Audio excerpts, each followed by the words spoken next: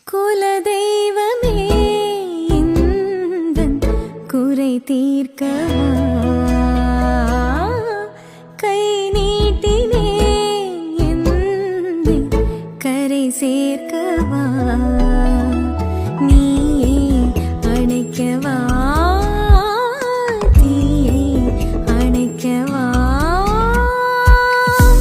நீ பார்க்கும் போது